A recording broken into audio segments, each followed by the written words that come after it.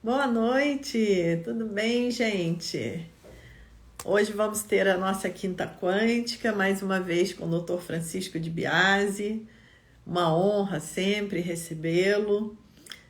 Vamos falar de um tema fundamental que é a física quântica na espiritualidade, nessa linha aí da ciência e espiritualidade.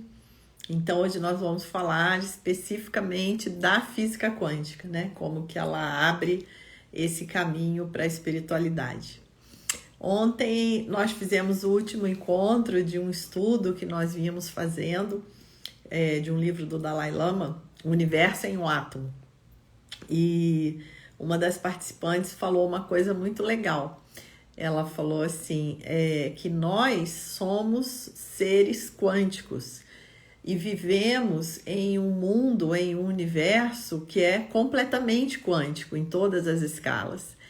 E esse paradigma clássico, né, espreme a gente, né? E isso traz sofrimento, porque nós temos uma natureza que é quântica, num mundo que tem essa natureza quântica, mas o paradigma quer que nós vivamos de uma maneira clássica e não tem como, né? Isso vai causar muita inquietação, muito sofrimento, até problemas emocionais. Então, felizmente, nós temos hoje a física quântica que abre esse leque, né? E convida a espiritualidade para dentro da ciência e para aplicação no nosso dia a dia, através dessa linguagem científica. O Einstein, ele dizia, né, por que essa ciência que traz tanto benefício nas coisas práticas, cria tanta tecnologia, por que que ela, na verdade, nos ajuda tão pouco nas questões mais sutis que realmente fazem diferença em relação ao nosso nível de felicidade? Então, ele mesmo respondia, ele dizia, porque nós não fazemos o uso sensível da ciência. Então, o Einstein, esse grande gênio, ele defendia isso, ele defendia que a ciência não deveria ser usada apenas para gerar tecnologia. Porque, no fim, o que a gente quer quando a gente gera tecnologia? A gente quer ser mais feliz. A gente quer ter várias facilidades, vários tipos de conforto na vida, para que a gente viva mais feliz, né? De um modo ou de outro, nós estamos sempre buscando e procurando a felicidade. Então, vamos fazer um uso mais sensível da ciência, né? De maneira que vá de encontro direto a essas inquietações do nosso ser, de modo que realmente nos dirija à felicidade. Deixa eu ver aqui se o Dr. Francisco já entrou. Deixa eu mandar aqui o convite para ele. Entrou, pode participar aqui. Mandei aqui a... Oi, doutor Francisco. Oi, Boa tudo bom? noite, tudo bom? Que alegria tê-lo aqui mais uma vez. Uma honra, muito obrigada. A onda minha, poder participar com Imagina. você desses debates. Que maravilha, fico muito feliz. Então, vamos lembrar o pessoal aqui, né, para eles se localizarem. O Dr. Francisco de Biasi, ele é o criador da teoria holoinformacional da consciência. Foi uma teoria que rendeu muito reconhecimento, né? Inclusive o título de Gran PhD veio em reconhecimento a essa teoria. E a gente já tem uma live que está lá no canal do YouTube, onde o Dr. Francisco fala sobre essa teoria, né, doutor? Porque não vai dar tempo da gente falar hoje tudo de novo, Claro. né? Então, a gente já Pode deixa fazer aqui o resumo recomendado, do quem resumo. quiser assistir a primeira live. Vou Hoje fazer vai ser o resumo do o resumo, resumo né? do Porque resumo senão só não dá para poder tempo. dar uma introdução sobre isso. Exatamente, exatamente. Mas vale a pena assistir a live completa, que está lá no canal do Claro. YouTube. E depois nós fizemos uma segunda live que foi maravilhosa também, onde o doutor Francisco falou do aspecto quântico-holográfico do cérebro, da consciência, né? Como que a onda de possibilidades quânticas se colapsa no cérebro. Então, maravilhosa também essa live. Isso tudo vai ser assunto de hoje, né? De uma forma mais resumida. Então, vale muito a pena que vocês assistam a essas duas lives completas que já estão lá no canal, né, doutor? Isso que você estava Então, comentando é uma coisa interessante, porque que citou o Einstein, né? Porque, isso. na verdade, até o Dalai Lama fala isso, a gente tem essa situação atual no mundo de muita violência, de muita agressividade, e aí as pessoas perguntam, né? Até perguntam às vezes para o Dalai Lama, mas como pode isso se vocês afirmam no budismo que a nossa natureza é uma natureza de Buda, uma natureza compassiva, e o mundo está desse jeito? Você tem aí bilhões de inimigos, a China invadiu o seu país e te mandou para a Índia, você hoje vive na Índia, como é que você pode ser compassivo com tudo isso? Aí ele teve uma resposta que eu achei interessante.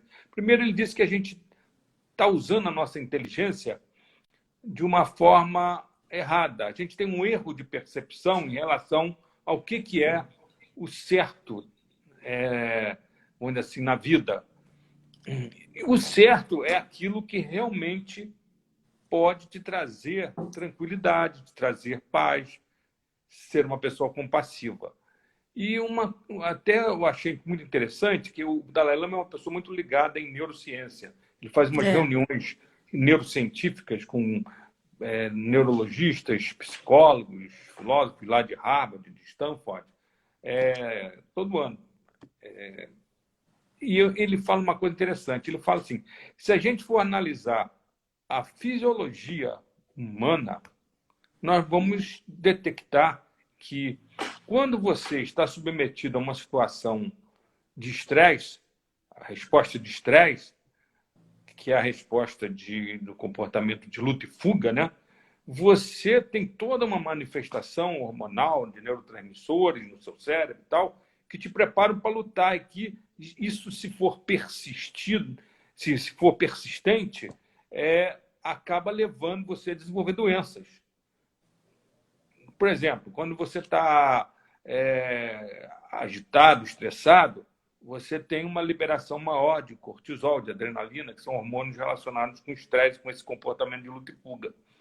Se você não se resolve, você é submetido a uma situação de estresse crônico, o que vai acontecer é que o excesso de adrenalina e de cortisol circulante pode provocar, por exemplo, um quadro de hipertensão arterial, ou desenvolver diabetes, porque a adrenalina é hiperglicemiante.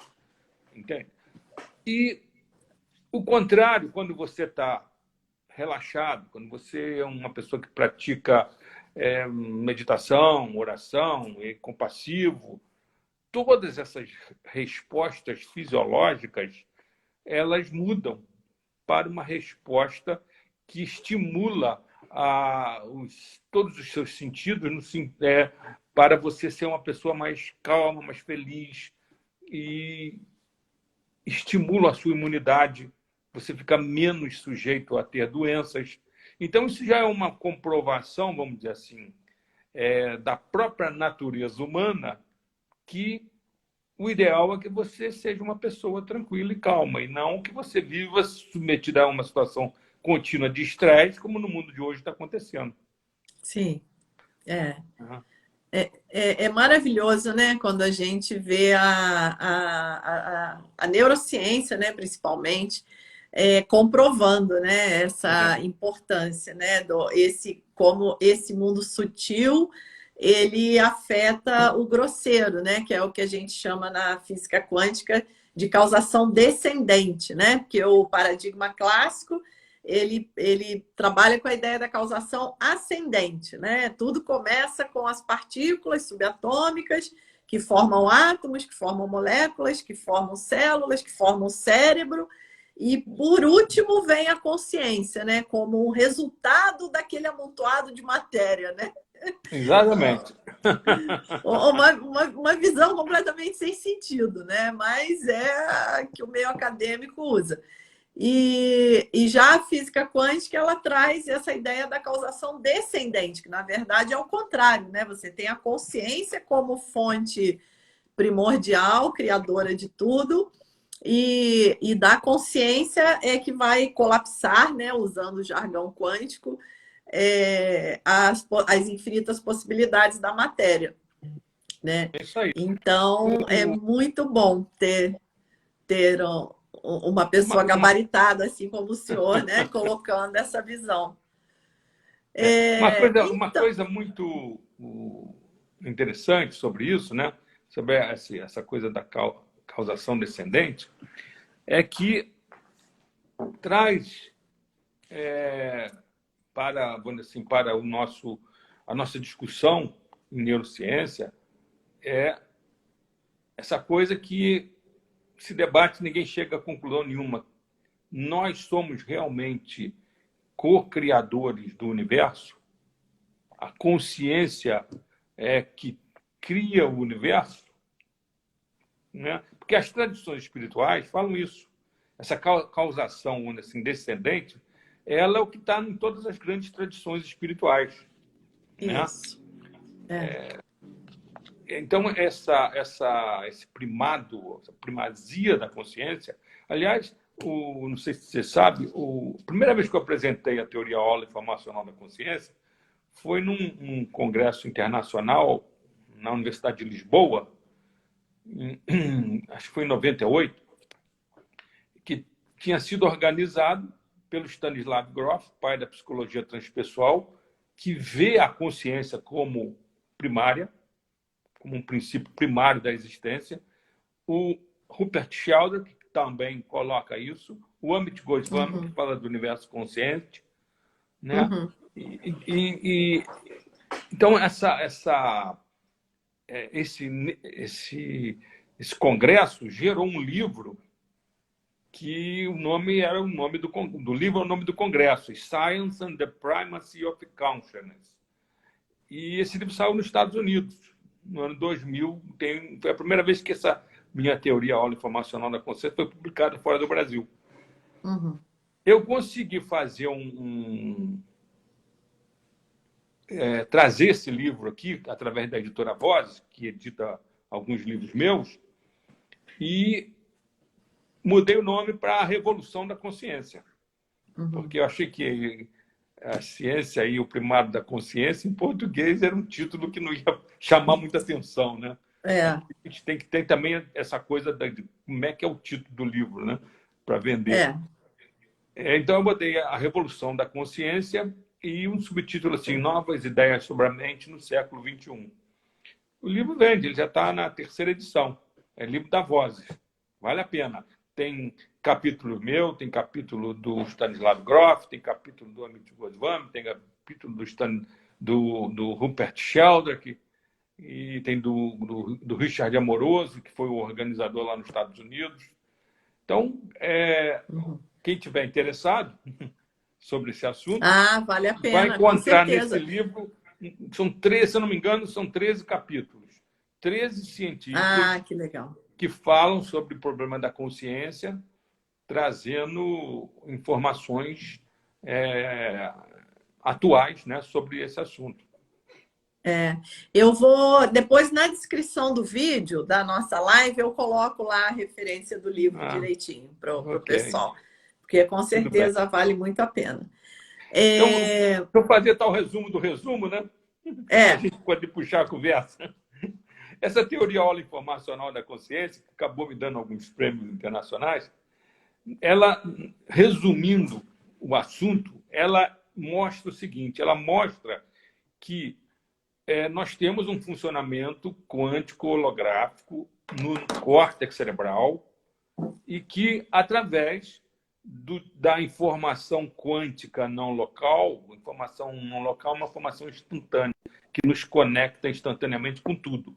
Através dessa informação quântica não local, quando nós entramos em estado de relaxamento, que facilita a sincronização das ondas cerebrais no eletroencefalograma e nos mapeamentos cerebrais, a gente vê isso, essa facilitação, essa sincronização facilita o tratamento holográfico. Facilitando o tratamento quântico holográfico, através de informação quântica, que é instantânea, nós nos conectamos à própria estrutura quântica holográfica do universo, conforme explicitado na teoria quântica holográfica do universo do David Bohm. Uhum. Aliás, eu não sei se você sabe, está havendo um movimento porque a teoria quântica holográfica está sendo comprovada através de estudos de astrofísica, através desses telescópios espaciais, Hubble, Spitzer, Kepler, né? São telescópios que estão comprovando que o nosso universo realmente tem natureza holográfica. Que maravilha, então, né? E fizeram um trabalho imenso aí, que está sendo divulgado através da internet, chama Infinite Potential. É o nome do site, que está divulgando as ideias do David Bohm. Nossa, Potencial que infinito, ótimo, né? Infinite Potential, Infinite, não sei. Então, vale a pena, para quem quer se inteirar sobre a teoria quântica holográfica do universo, dá uma olhadinha nesse site. Então, nós estamos conectados com o universo todo, através de informação instantânea, quântica, não local. Né? E isso muda tudo, né, doutor Francisco? Exatamente. Isso muda tudo. Isso muda tudo porque, até hoje, o paradigma que, assim, dos últimos 400 anos no mundo ocidental, que usou a metodologia científica separada de todo o resto, era uma metodologia que nos isolava do universo e que colocava que nós surgimos no universo por acaso. Né? Um acaso que o Stanislav Grof gosta de dizer que é uma coisa impossível. Ele diz que seria para você imaginar que tudo que existe, tudo que essa diversidade que existe da vida, toda a evolução que atingiu até a nossa consciência, o nosso cérebro, com todas as matemáticas, as ciências, as metafísicas, as religiões que nós conseguimos criar nesse planeta, você imaginar que tudo isso é fruto do acaso, seria a mesma coisa que você imaginar que um super furacão passasse num super ferro velho e que aparecesse prontinho um Boeing 767. Não tem como, né?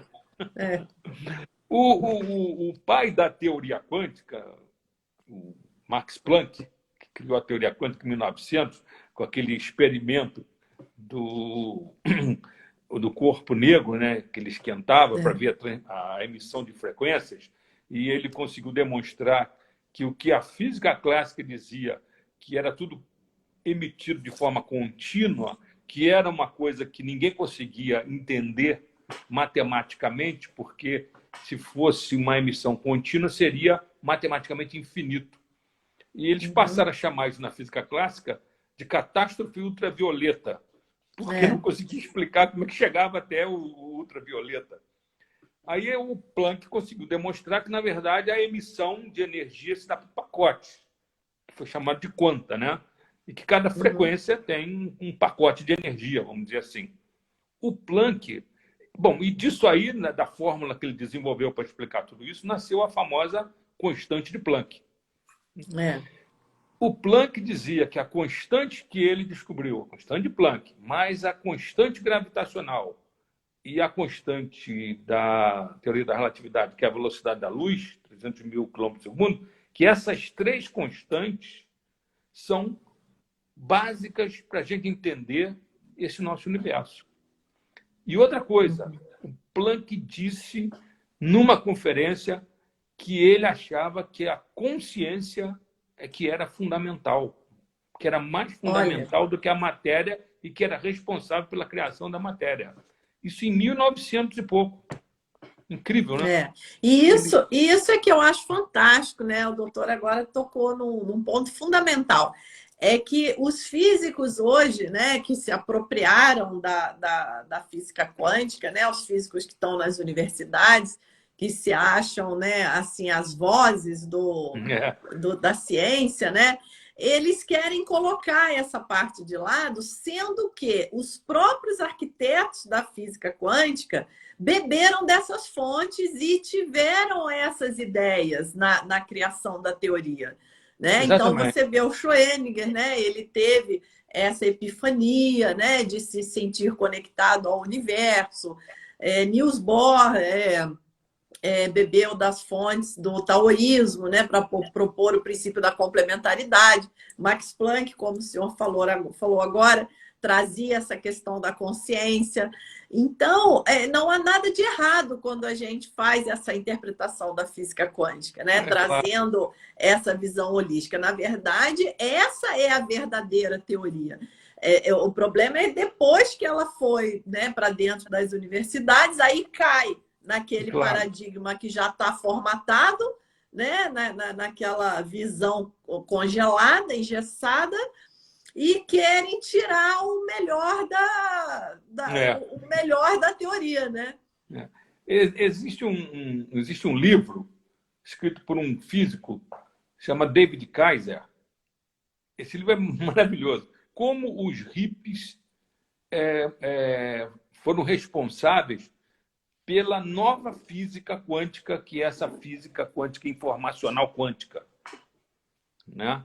Ele mostra que nos anos 70, na época da Guerra Fria, a maior parte dos físicos, para poder sobreviver, estavam trabalhando para os militares, porque todo mundo queria que os físicos desenvolvessem cálculos para explicar como usar bombas atômicas, armas com laser, satélite, essas coisas todas. Era uma época que eles chamam de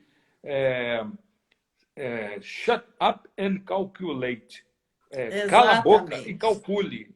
Porque Exatamente. Tinha um grupo de físicos, entre eles estava a Rauscher, o Safart,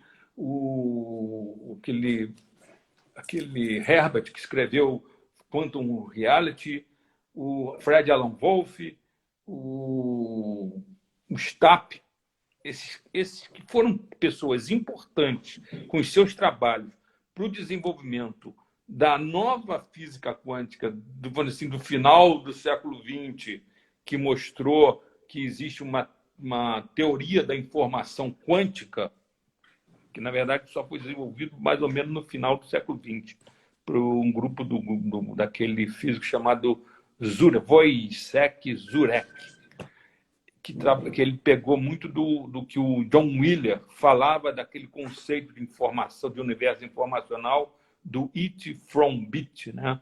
Da coisa a partir do bit, que é a unidade de informação. E esse pessoal se reunia para discutir justamente as interações possíveis entre física quântica e espiritualidade, misticismo. Usavam, às vezes, substâncias psicodélicas, como LSD, para expandir a consciência nas discussões que eles faziam. A Elizabeth Rauscher, que era a única que tinha um emprego fixo lá naquele laboratório Lawrence Livermore, Estados Unidos, ela trabalhava no acelerador linear lá, ela conseguia o maior auditório lá desse trabalho, com o chefe dela, acho que nas quintas-feiras, tem quinta quântica, né, que você faz, elas conseguiam fazer a reunião desse grupo, que era um grupo desempregado, que eram meio hips, para discutir esses assuntos da interação de ciência, espiritualidade, física quântica, espiritualidade, parapsicologia, fenômenos psicocinéticos, tudo isso que, vamos dizer assim, dentro da universidade, dentro das instituições culturais clássicas, ninguém discutia. Né? As pessoas mandavam você calar a boca e calcular. Se você começasse eu passei pelo cala a boca e calcula. Então, eu fui entrar, né, para essa linha que eu trabalho depois que eu já estava fora da universidade. Né? Que aí lá dentro tentaram te doutrinar, né? Tentaram. É terrível isso, sabe por quê? Isso é uma roda viva em que, quando você vai fazer lá a sua tese de mestrado, de doutorado, você tem que ter lá o seu orientador. O seu orientador que faz parte desse grupo, que pensa de forma clássica, materialística, e acha que a física quântica tem que ter essas características da física clássica, e não é assim, né? Eles acabam, então, provocando uma situação de constrangimento em cima de quem está fazendo a sua tese e desenvolvendo uma ideia nova. Aí eles dizem, se continuar por esse caminho, eu não vou autorizar a sua tese. Né? Exatamente. É isso aí. Mas a física quântica, felizmente, né, ela traz essa nova, radical visão do universo, né, essa informação quântica não local, né, que é algo totalmente inesperado, né, que hoje a que o gente Einstein vê chamou de ação fantasmagórica à distância, né? O Einstein não aceitava isso. Apesar de ele ter sido um dos pais da física quântica, né? Ele que comprovou o negócio dos quantas, quando ele colocou que o efeito fotoelétrico dependia de fótons, que seriam, né, quantas de luz, né? Aliás, o Einstein foi o Einstein foi uma peça fundamental, né? Foi o prêmio Nobel dele, né? Foi pelo efeito fotoelétrico. Foi quando ele mostrou realmente que a teoria do Planck era consistente, né? Ele conseguiu usá-la para explicar o efeito fotoelétrico. Dizem que, nessa época, acho que o Bohr já tinha ganho o prêmio Nobel, e o Schrödinger também, e o Einstein não tinha ganho. E eles indicavam sempre o Einstein, né? E isso criou uma situação difícil, sabe? Porque o pessoal do Nobel não acreditava que a teoria da relatividade fosse uma coisa real. Porque era tão à frente, né? No começo do século XX... Não tinha tecnologia na época, né? Eles não tinham como comprovar isso no começo do século XX. A primeira comprovação experimental foi o desvio da luz, né? Perto de grandes massas, como por exemplo, né? Quando foi tirado umas fotografias durante um eclipse solar, né? E se viu que a luz das estrelas que estavam por trás do Sol sofria um desvio de alguns... Era uma coisa pequena, uma coisa angular pequena, mas era o previsto pela teoria da relatividade. Quem fez isso foi um astrônomo inglês famoso que trouxe uma equipe aqui para o Brasil, acho que foi no Ceará, e uma outra equipe lá para a África, em Sobral, no Ceará, porque o eclipse ia ser máximo aqui no Brasil e na África. Né? E aí foi aí que o Einstein virou... que o Einstein estava certo. Foi aí que ele virou um popstar, né? Isso acho que foi lá para 1920 e tantos. Antes disso, eles tentavam ver eclipse e não conseguia, que o céu estava coberto, não tinha satélite para fazer uma pesquisa melhor, né? Aí foi quando o Einstein ficou super famoso, né? Quando eles fizeram essa comprovação pelo eclipse. Mas então, isso foi comum na física quântica, né? Os grandes arquitetos, os grandes colaboradores tiveram os seus momentos de contestarem a teoria quântica também, né? Não foi só o Einstein, né? O Schrödinger também, em algum momento... Né? Ele falou, se eu soubesse que essa teoria ia descambar para essa coisa probabilística, eu não teria nem me metido com isso. Foi o Schrödinger, né? Ele falou isso. E aí ele cria o gato, né? A história do gato de Schrödinger. Agora, você sabe que... Eu não sei se você sabe que no livro do David Kaiser, ele diz que um fato pouco conhecido é que o Schrödinger era um cara einsteiniano. Ele achava que a realidade objetiva existia independente da consciência.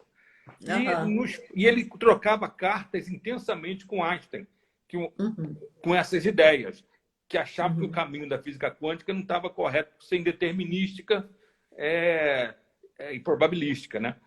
E aí o Kaiser diz que uma coisa que pouca gente sabe é que o Einstein é que sugeriu ao Schrödinger que fizesse uma metáfora, que acabou sendo a metáfora do gato, né, para tentar explicar como essa situação era impossível de existir no mundo macroscópico. Essa situação Aham. da consciência desencadear a realidade, né?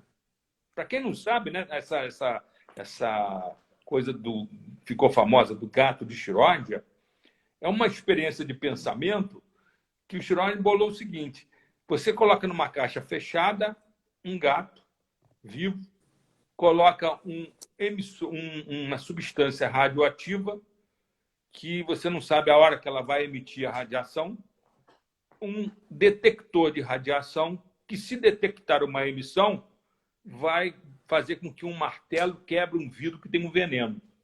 E aí o gato, então, vai morrer. Então, você não sabe o que aconteceu, porque está tudo fechado, né? Pela física quântica, como a coisa só ocorre na hora que a consciência entra na jogada, que você observa ou mede, né? Enquanto você não abrir a caixa, o gato teria, teoricamente, que estar ao mesmo tempo vivo ou morto. Foi aí que o Schrödinger criou o termo entanglement, emaranhamento quântico, que não existia até então. Mas aí o Kaiser fala o seguinte: o Einstein que foi que sugeriu ao Schrödinger que fizesse algum tipo de metáfora, porque lá naquele trabalho que ele tinha feito para tentar provar que a física quântica era incompleta, que virou o famoso EPR, experimento, EPR, né? Einstein, Podolsky, Rosen, que é um experimento mental, né?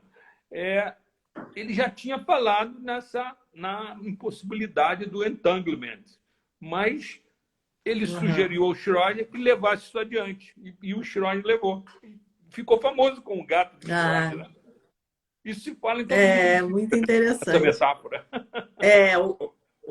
Pois é, o gato... E acabou que a física quântica vem passando por todos os testes, né? Até hoje ninguém conseguiu derrubar nenhuma teoria, nenhuma parte da teoria, né? Mesmo as partes mais estranhas, como esse emaranhamento quântico, né? O emaranhamento quântico ele acontece, né, quando a gente separa duas partículas quânticas em laboratórios diferentes, a quilômetros de distância, né? E isso já foi verificado experimentalmente várias vezes, que ao se fazer a medida numa partícula, uma medida, se for medir o spin, por exemplo, dessa partícula, instantaneamente a outra partícula dá um resultado equivalente ao que foi medido na primeira.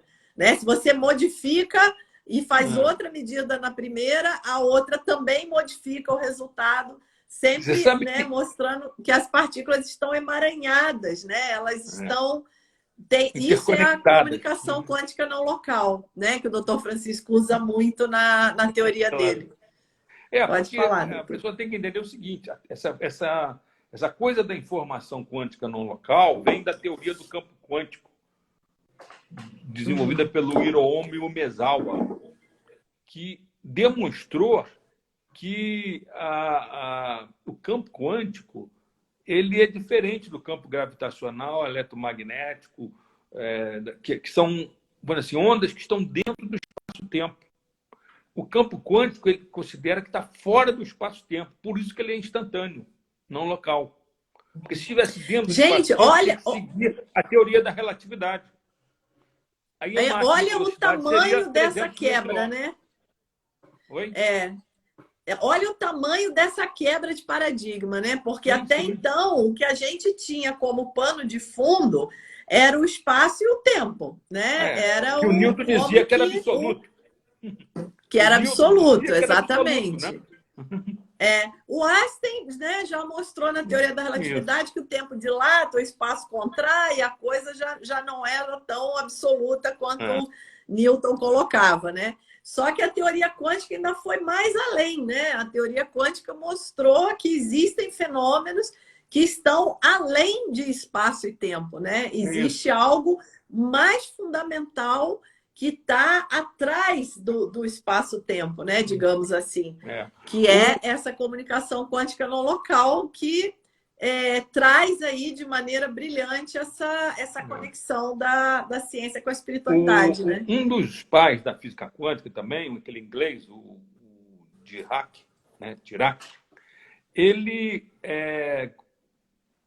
dizia que as coisas aparecem de um campo que é uma coisa que não tem como você detectar, um campo que é como se fosse um nada, da onde as partículas surgem, e lá nesse campo fica uma espécie de buraco que ele denominou de antimatéria. E depois foi comprovado que essas partículas contrárias à matéria, com por exemplo, um elétron é negativo, né, aqui no nosso mundo. O antielétron é positivo. O antielétron é o elétron da antimatéria, né? Um próton aqui é positivo, o próton da antimatéria é negativo, não é isso? Essa antimatéria, Isso. ele disse teoricamente lá nos cálculos que tinha que existir, e depois, uns 10 ou 15 anos depois, se comprovou em laboratório, se conseguiu mostrar que existiam essas antipartículas. Hoje já se criou antimatéria lá naquele Large Hadron Collider, aquele acelerador de partícula enorme lá no CERN, né, que passa debaixo da fronteira da Suíça e da França. Já houve um experimento que conseguiu criar lá uma quantidadezinha mínima de antimatéria. Aliás, eu não me lembrei aqui agora, aquele filme baseado no livro do Dan Brown, né, Anjos e Demônios, começa lá nesse laboratório, né, com a criação da antimatéria. E a antimatéria é roubada e eles levam para o Vaticano para tentar destruir o Vaticano com uma explosão liberando a antimatéria. Porque a antimatéria, se entrar em contato com a matéria, causa as duas se destroem, né? Causa uma explosão atômica imensa. É um livro muito bem legal. lembrado, bem lembrado. O filme também, é muito bom. É verdade, é verdade. Hollywood está de vez em quando usando, né, essas teorias científicas aí nos seus roteiros, né? Porque realmente tem coisa que na própria ciência hoje é mais interessante, mais surpreendente do que a própria ficção científica, né? É o contrário, a ficção científica que está indo se inspirar, né, nas teorias científicas, né?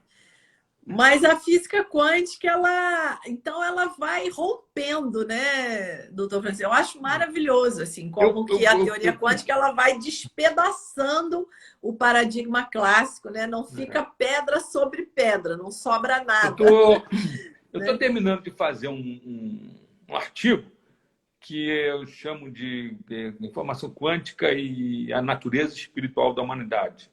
Quantum Information and the Spiritual Nature of Mankind. Eu estou até para mandar isso lá para aquele site ResearchGate.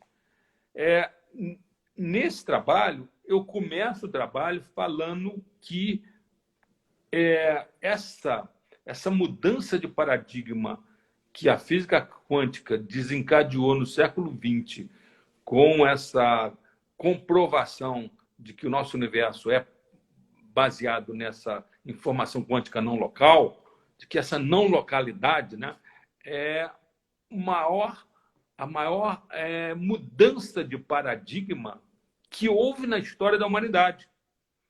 Olha! E é verdade isso, porque se você for ver tudo que aconteceu no mundo ocidental, principalmente nos últimos 400 anos, essa quebra de paradigma mudou tudo isso. Só que o pessoal dentro das universidades não aceita, porque é um paradigma que é dualista, né? Ele não é materialista. Ele desconecta com as tradições filosóficas e espirituais da humanidade. Hoje eu até brinquei, né? Eu tirei uma foto, eu tenho um Buda grande aqui em casa, bonito, que eu ganhei que na verdade foi uma doação, não para mim, né? Para o Centro Budista, mas como a gente está com a sala fechada por conta da pandemia, eu estou guardando algumas coisas aqui no meu apartamento. E eu coloquei um livro de física quântica na mão do É, Buda hoje, né? eu vi. Tirei uma Do foto, Resnick, né? Aquele livro do porque Resnick. eu brinco, né, que o Buda foi o primeiro físico quântico. Há 25 séculos atrás, ele já falava isso tudo, né? Ele já dava essa descrição quântica do universo, né? Eu costumo É, falar que aquela.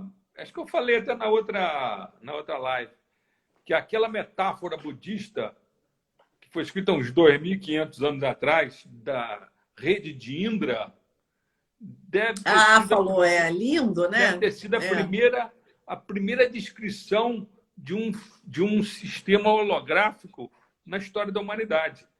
Né? é, Fala que no céu, sobre o castelo do deus Indra, que existe uma rede infinita de gemas preciosas e que cada uma delas está polida de uma tal maneira que reflete todas as outras ao mesmo tempo. E que o universo é assim. Se você olhar numa delas, você vê todas as outras refletidas, e todas as outras estão refletindo todas as outras. É um processo de reflexão infinito. Como é o holograma, em que cada parte contém a informação do todo. Nos é, processos holográficos, como, por exemplo, os processos holográficos que ocorrem na nossa mente, conectam a gente com o universo. Mas como tanto o universo é quântico holográfico, quanto na nossa mente esse funcionamento é quântico holográfico, e nesses sistemas cada parte contém a informação do todo, então o todo está em nós. Então, isso é lindo, né? quando a gente fala aí no Nossa, cristianismo que o Pai está dentro de nós, a gente está falando simbolicamente, metaforicamente isso, que hoje a física é, quântica está comprovando. Né? é, Quando você reza o que Pai é Nosso, o, fala assim na terra como no céu. que Né? lindo, né? É que é inclusive o nome desse livro que nós terminamos o estudo ontem, né? Um livro do Dalai Lama que se chama O Universo em um Átomo. Eu Olha conheço esse aí, livro, eu li esse livro. É um livro maravilhoso. maravilhoso. Eu não sei se você Olha, sabe, o olha o Dalai princípio Lama, holográfico aí, né? ele é muito grato, ele diz, ao David Bohm, porque ele Sim, ele fala aprendeu muito do física David Bohm quântica, nesse livro. ele aprendeu física É, quântica com David Bohm e participou de com o David alguns Bohm. seminários com ele, simpósios. É, E aí ele foi vendo que a ciência estava falando algumas coisas que tinham a ver com o que está nas escrituras budistas, né? exatamente. Porque é um conceito muito forte, né, no budismo é a questão da vacuidade, né, que os fenômenos são vazios. E aí a gente vem, né, com essa educação do materialismo científico que a gente recebe nas escolas, né, durante muitos anos. E aí a gente ouve um ensinamento maravilhoso desse e aquilo fica muito sem sentido, né? Porque você vai falar como, né, que os fenômenos são vazios, como que os objetos são vazios, né? Mas aí a física quântica ela mostra, né? Quando você começando pela concepção do átomo, né? A ideia newtoniana era que o átomo seria uma bolinha cheia de matéria, né? Seria a própria existência da matéria por si só. Aí a física quântica vem e começa a entrar na estrutura do átomo, estudar o átomo, e a gente chega que 99,99999, 12 casos decimais, né, por cento do átomo é espaço vazio. Vazio. Né? Aí, Uma quem que coisa. ia esperar nisso, né? Ninguém Agora, poderia isso esperar. também tem a ver com aquela coisa da interdependência de todas as coisas. Que as Sim, coisas só existem através da sua interdependência. Sem essa exatamente. interdependência, elas são vazias.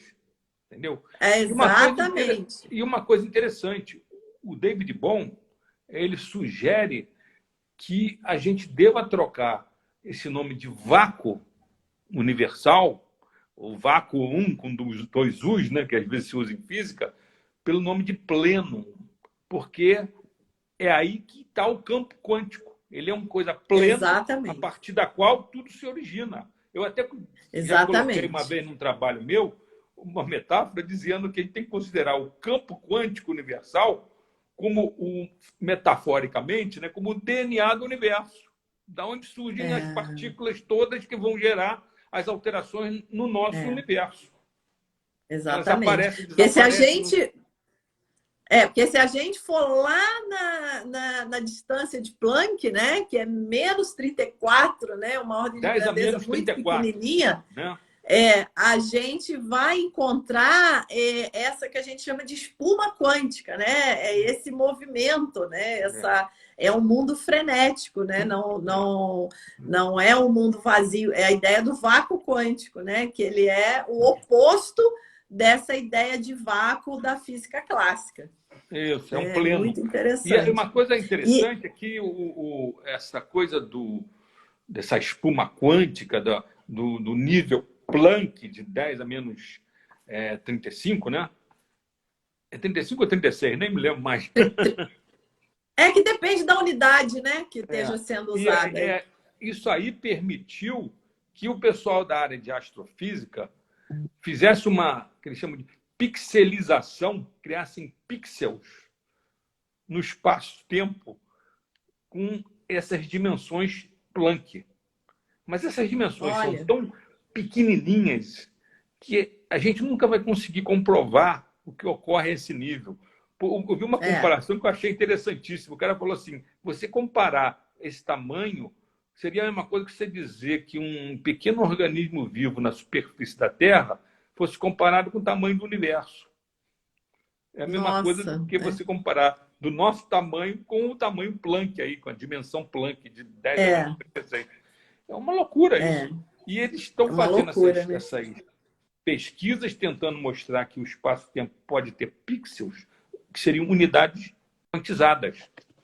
E aí é uma maneira de Olha, você unir a física quântica com a cosmologia relativista. Isso são uhum, pesquisas que estão fazendo de gravidade quântica lá nos buracos negros, é, onde a matéria exatamente, sofre porque aquele processo porque né, de falta essa unificação, né? Falta essa teoria que unifique né, a teoria da relatividade tá. com a teoria quântica, né? Que são duas teorias que funcionam muito bem separadas, né? Mas quando se juntam, tem os Eu, seus problemas, né? nesse trabalho que eu estou fazendo, eu descobri um artigo na revista New Scientist em que o cara estava mostrando que tem um físico famoso chamado Majorana, vou falar nele, que ele conseguiu fazer uma demonstração de que ele retornou a uma ideia do Einstein de 1930 e poucos, quando, num trabalho lá, ele e o tal do Rosen propuseram matematicamente que poderia existir aqueles pontes Einstein-Rose, que seriam os buracos de minhoca. Uhum. Né? Esse Majorana conseguiu demonstrar que, para que se formem esses buracos de minhoca, que podem estar unindo dois buracos negros pelos seus rabinhos, que para que isso se forme, é imprescindível que, pela parte externa dele, eles estejam quanticamente entangled, quanticamente emaranhados. E aí, isso é uma coisa altamente revolucionária. Por quê? Porque isso mostra que a própria estrutura do espaço-tempo, para ser criada, precisa de um emaranhamento quântico. Então, Olha, é uma maneira de você unir a cosmologia relativística com a física quântica. E o cara conseguiu fazer a comprovação experimental disso em matemática. Incrível, né? nossa, Então, de maravilhoso, Majorana. né? É. É. Então, gente, o que a gente vê, né, é o que eu costumo falar com as pessoas, né? O universo, ele é outra coisa, ele não é nada do que a gente imagina, né? E essa é a importância da gente conhecer um pouco mais da ciência hoje, né? Porque a ciência, por ela só, ela já vai quebrar muita rigidez da sua mente, né? Vai Sim. mostrar que o universo está longe de ser essa visão simplificada, né? Essa visão simplista, superficial, né? Como o Vlatko Verdral fala, a física clássica é uma aproximação em preto e branco de um mundo quântico technicolor, né? Na verdade, o mundo é quântico em todas as escalas, né? Em termos Mas a gente... Em termos de evolução paradigmática, de mudança de paradigma, a passagem daquela física clássica newtoniana do século XVIII, XIX para a física quântica e relativista, essa mudança de paradigma mostrou que a física clássica newtoniana é justamente isso que o Vlatko Vedral está falando. É um caso particular, em preto e branco, né? De um mundo technicolor aqui, quântico-relativista, né? Exatamente. É maravilhoso isso, né? A gente vê que a teoria mais ampla, ela transforma a teoria estreita num caso particular. Né? Então, ela traz também, esse olhar muito mais amplo. Isso é interessante também para as pessoas entenderem que as pessoas têm uma certa ideia errada da evolução da ciência. Eles acham que a ciência evolui através de que a ciência nunca sabe o que é certo, vai desprovando aquilo que era certo e passa a botar ideias novas. Eles acham que desprova o que é antigo e cria ideia nova. Não, mas é isso que aconteceu com a visão quântico-relativista, que é uma visão muito mais ampla, e a visão antiga newtoniana passou a ser um caso particular. Não é que você desprovou a antiga. A antiga até a gente usa. Os cálculos que a gente faz aí para mandar foguete para a Lua, para Saturno, para Plutão, são baseados na física newtoniana. Quando você calcula aí uma casa, um edifício, você calcula com a física newtoniana. Para casos particulares, pequenos tamanhos e baixas velocidades, ela é perfeita. Exatamente. Agora é importante, né, a gente voltar a um ponto aí que nós citamos e acabamos emendando em outro assunto, que é a questão dos processos de relação, né, doutor? Que o doutor Francisco trouxe aí atrás. Porque a física quântica hoje, ela descarta essa ideia de um universo estático, independente do observador, né? Ela descarta o foco em propriedades físicas e qualidades físicas, né?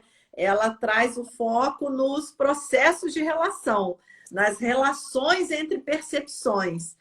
Isso é que é definido como a realidade, que é definido como o universo. Então, quando vem lá do coração da física quântica, a dualidade onda-partícula, que para nós sabermos, né, se a partícula é onda ou é partícula, vai depender do experimento que eu monto. Então, mais uma vez, tem uma inversão. Né, ao invés de ter algo que existe e eu vou lá e observo, na verdade, não é mais assim. Na verdade, dependendo de como eu observo, eu vou ver, aquilo vai existir de uma forma ou de outra. Ou de outra, exato. Que quebra maravilhosa também. Na verdade, o que a física quântica demonstrou é que não existe aquela realidade objetiva fora da gente que a física clássica dizia e que a relatividade também dizia. Na verdade, nós funcionamos como se fôssemos co-criadores da realidade. Ela vai existir em função do que a sua consciência está pensando. Né? Se você pensa que vai ser onda, dá em onda. Se você pensa que é partícula, o resultado vai ser em partícula. Né?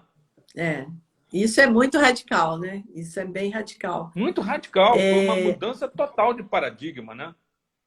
E outra coisa... Por isso essa dificuldade. Essa realidade que existe, na verdade, ela não é uma realidade objetiva e ela é uma coisa informacional, porque ela é um mundo de probabilidades calculados pela equação de Schrödinger, que dá infinitas probabilidades do fenômeno ocorrer. Então, são ondas de probabilidade, campos de probabilidade. É uma coisa informacional, que pode ser calculada por equação de onda, né? Como o Schrödinger fez. Isso é um mundo à parte. O Heisenberg, outro pai da física quântica, ele chamava isso de mundo potencial.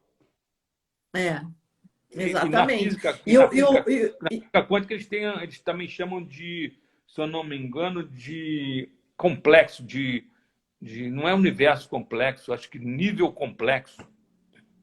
Aham. E o Heisenberg também tem uma fala que eu acho fantástica quando as pessoas questionam ele em relação ao princípio da incerteza, né? Que o Heisenberg foi o criador do princípio da Sim. incerteza. E aí as pessoas falavam: ah, mas a ciência agora não é mais determinística. Como que pode uma ciência que não é determinística? E aí o Heisenberg ele explicava, ele dizia assim: não é que a física quântica não consiga prever o futuro, né? Porque a ciência determinística é a ciência que você tem as condições iniciais, você sabe exatamente onde o sistema vai estar depois de um determinado tempo, né? Seria uma previsão para um estado futuro. Então, Heisenberg diz, não é que a teoria quântica não consiga prever o futuro.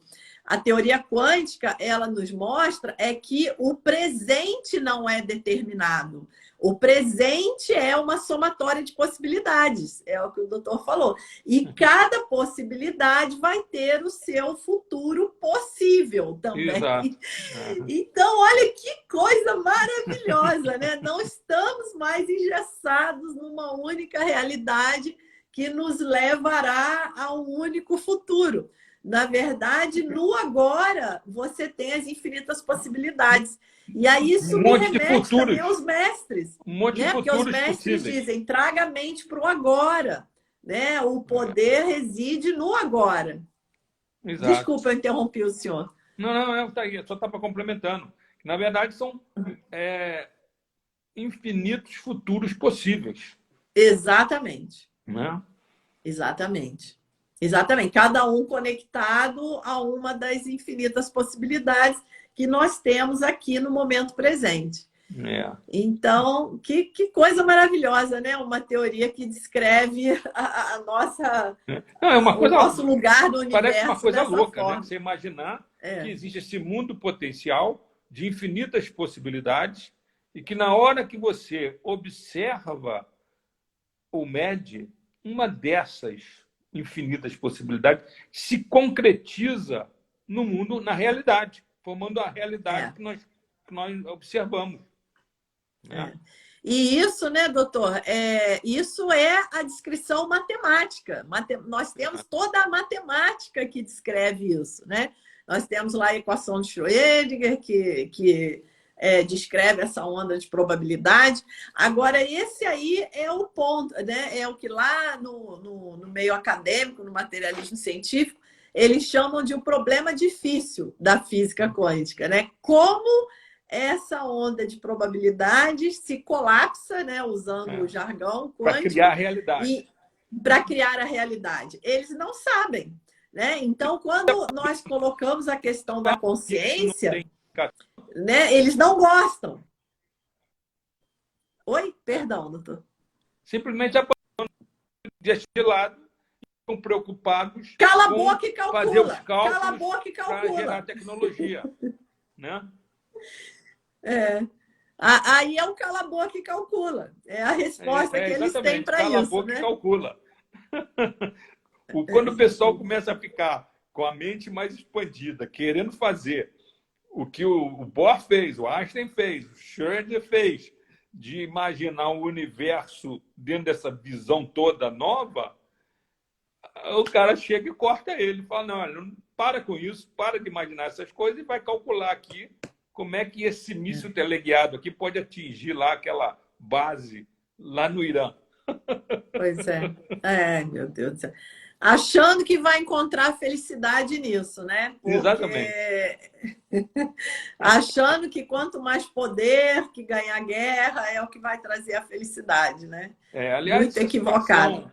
Essa situação da guerra, essa situação do mundo de hoje é uma situação muito crítica para a sobrevivência da nossa espécie. Total. Porque eu não sei uma se espécie sabe, que está se autodestruindo. Eu não sei se você sabe, existe um documento famoso que é da Unesco, da ONU, não me lembro, acho que é da Unesco, que mostra que hoje o mundo, o planeta Terra, está gastando 4 milhões de dólares por minuto fabricando armas. Que 4 absurdo. milhões de dólares por minuto fabricando arma. Se você usasse esse dinheiro para educação, para acabar a É, fome, acabar a doença, você teria um mundo com todo mundo feliz. Mas você está é, usando isso para gerar guerra. E aí, como você fabrica é, arma e a sua economia depende de você fabricar essas armas, você tem que criar guerras para poder é. fazer com que tudo isso se movimente economicamente. É um absurdo isso. Pois é, Isso então. pode levar à Mas destruição da nossa mas espécie. vai levar. E isso tudo, né? Porque tem esse paradigma equivocado por trás, né? Então as pessoas. Então, né, isso aí remete à frase que eu usei lá no início para fazer a abertura da live, né? Que o Einstein dizia, por que essa ciência que gera tecnologia, na verdade, contribui tão pouco com a nossa felicidade?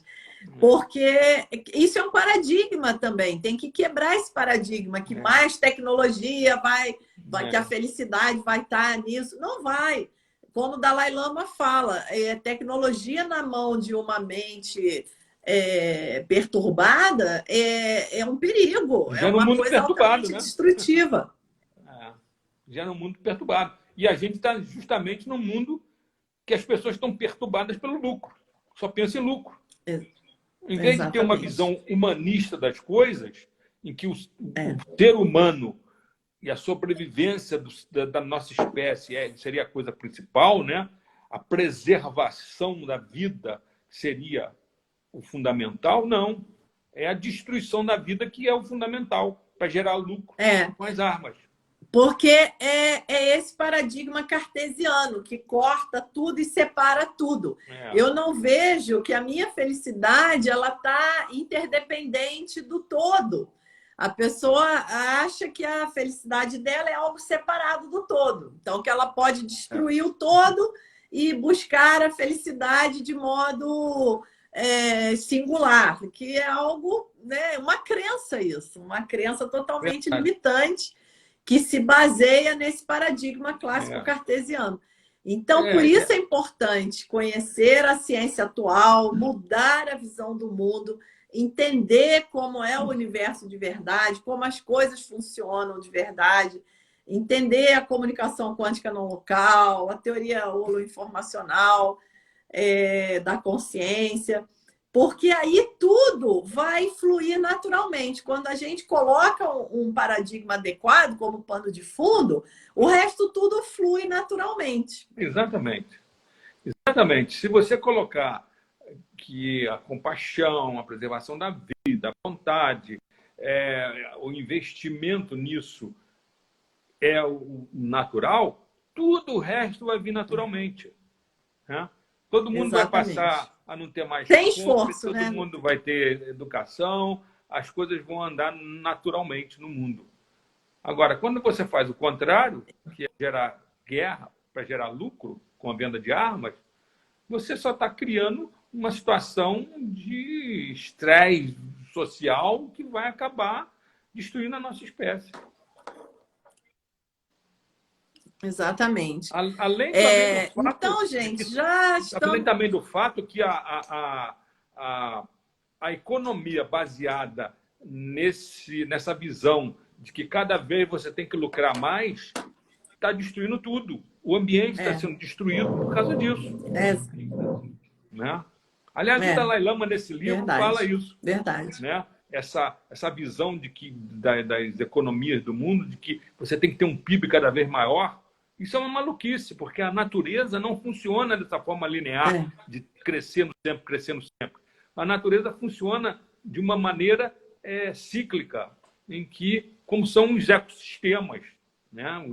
os ciclos biogeoquímicos que mantêm a vida na biosfera, junto as correntes alimentares, né? Isso tudo funciona de forma cíclica, né? Não é uma coisa que de forma linear que vai crescendo o tempo todo. Há nascimento e morte contínua, pois é. destruição e E morte, mas também há nascimento de uma maneira cíclica que é auto-organizada, auto-preserva a exatamente. vida. Exatamente. E hoje a gente tem a biologia quântica, que é maravilhosa, né? Que Sim, mostra sim. os efeitos quânticos explicando processos biológicos, como É, a fotossíntese, como a migração de pássaros. isso. Então, aos pouquinhos, a gente vai chegando É. nesse Uma ponto grande, de ver essas leis quânticas regendo o isso. nosso universo. Uma grande crítica que os materialistas, os físicos materialistas sempre fizeram em relação a você aplicar a física quântica para tentar explicar os fenômenos neurais, era o fato de que no laboratório você consegue fazer esses fenômenos quânticos com temperaturas muito baixas, às vezes até próximas do zero absoluto, né? Menos de 273 graus centígrados. E que seria impossível esses fenômenos ocorrerem num sistema úmido e com temperaturas tão elevadas, em termos Kelvin, né? Como o cérebro humano, como o corpo humano. Só que a grande comprovação de que isso não é verdade, você acabou de falar, é a fotossíntese, que ocorre a temperatura ambiente, e que é o maior Pois sistema é. de transformação energética que existe nesse planeta. Nós conseguimos transformar toda a luz solar, os fótons solares, em carboidratos e energia para os seres vivos. Que coisa maravilhosa. Isso é uma coisa Então, maravilhosa. maravilhoso. Doutor Francisco, já passamos aqui de 1 hora, né? Já? Uma pena, porque isso já passou de 1 hora. Isso aqui é conversa para muitas horas, mas é bom que a gente vai dividindo em lives e aí É verdade. vamos nos encontrando aos poucos, né? E vamos desenrolando aí essa conversa que é tão Ok. rica Essa live e também de vai lá para o tanto seu canal, né? conteúdo. Essa live também vai para o seu canal, Vai, vai. lá no YouTube. Vai. Então, algumas pessoas perguntaram. O canal do YouTube, eu vou colocar o link lá na bio. Hoje eu tirei porque eu coloquei o link de uma matéria do Dalai Lama falando sobre a física quântica, mas amanhã eu já retorno com o link antigo que tem todos os canais lá, o YouTube, Facebook. Daí é só vocês clicarem lá, se inscreverem no canal. Deixa eu ver aqui o pessoal que participou. Falaram aqui também do filme Interestelar, também é um filme ótimo. Sim, sim. Também dá para né, para Tá, ver pano coisas para bem manga. legais lá da, sobre a física teórica, né? Esse conceito que a gente surpreendente, né? Que mostra esse outro lado do universo. Ele tem um livro que são as bases físicas de como ele foi feito, escrito pelo Olha, aquele Rip Torn, que é o cara que conseguiu, em 40 anos de pesquisa, comprovar a existência das ondas gravitacionais no laboratório dele lá nos Estados Unidos. Que Há legal. poucos anos, há 2 anos Maravilhoso. atrás. Kip Thorne. Pois é. É um astrofísico. Tá. E perguntaram também aqui do livro que o doutor falou no início da live. Eu vou colocar lá na Revolução da descrição do vídeo Consciência. para vocês. Revolução A da Revolução Consciência, da editora Voz. Consciência, Um outro livro editora importante Vozes. também, que talvez interesse ao pessoal, é o meu primeiro livro, que é O Homem Holístico, também Sim. da editora Vozes, porque tem capítulos sobre mente quântica, consciência quântica. Maravilhoso. E a Revolução da Consciência é o doutor e qual foi o outro autor? Não, Ou são 13 vários autores? entre eles São Stanislav 13 Grof, autores. o Amit Que é o do Goswami, Congresso, o né? Rupert São as Sheldrake, pessoas. o Richard Amoroso. Tá. Todo Tá mundo que ótimo. estava nesse congresso houve Foram lá em todos Portugal, participantes, né? onde eu apresentei pela primeira vez a teoria holoinformacional. Que bacana. Então, vamos deixar lá a referência para vocês.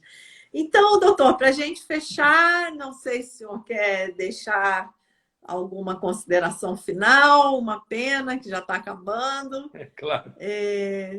Eu gosto sempre de deixar aquela citação que eu já deixei na outra, que eu gosto de reforçar sempre, que é do Albert Schweitzer, Prêmio Nobel da Paz de 52, foi um médico, sacerdote, teólogo e grande virtuoso em órgão da música de Johann Sebastian Bach, né? Que criou lá na África um complexo hospitalar imenso, do atual Gabão, antiga África Equatorial Francesa, e que esse trabalho que ele fez lá, ele vivendo lá no meio da selva, ele intuiu que o bem é aquilo que preserva a vida e o mal é o que destrói a vida. Se você tiver essa base ética para uma sociedade, tudo flui naturalmente. É verdade. É isso aí. Maravilhoso. Que lindo, doutor Francisco. Muito obrigada. Então, te aguardamos aqui mais vezes e até a próxima. Obrigada ao pessoal que participou com a gente. E seguimos aí, gente, nesse mundo quântico. Nesse trabalho que eu estou fazendo, eu estou desenvolvendo tantos temas juntos ali, que eu te falei, né, sobre informação quântica e a natureza espiritual da humanidade. Eu vou pegar alguns temas, até mandar para você, para a gente poder programar novas lives em cima disso. Perfeito, perfeito. Nossa, vou ficar muito feliz. Estou aguardando. Agora o senhor prometeu aqui na frente de todas as pessoas, hein? Tá certo. Que bom. Muito obrigada. Alô. Gente, um beijo. Muito obrigada, doutor. Até a próxima. Até a próxima. Tchau, gente. Tchau.